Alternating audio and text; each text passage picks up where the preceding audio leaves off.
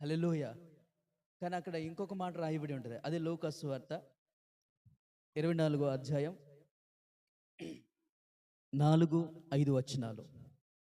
ఇందును గూర్చి వారికి ఏమీయూ తోచక ఉండగా ప్రకాశమానమైన వస్త్రములు ధరించిన ఇద్దరు మనుషులు వారి యొద్ద నిలవబడిరి.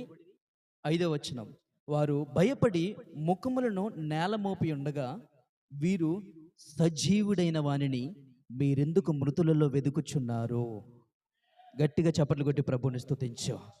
నీ దేవుడు ఎవరు? సజీవుడై తిరిగి లేచినవాడు. ఆయన మృతులలో ఉంటే నేను ఏడవాలి, ఆయన సమాధిలో ఉంటే నేను ఏడవాలి. నాకు సహాయం చేయవారు రారు అని ఎటు తోచక తోచని స్థితిలో నేను ఏడవాలి. కానీ నా యేసు సమాధిలో లేడు కదా. నా యేసు కష్టమును సైతము జయించలేనంత నిస్పృహమైన స్థితిలో ఉన్నవాడు కాదు కదా. నా యేసు ప్రభు శరీరములో ఎటువంటి జీవము లేనివాడు కాదు కదా. ఆయన సమాధిని గెలిచి తిరిగి లేచాడు గనుక నా యేసు సజీవుడు.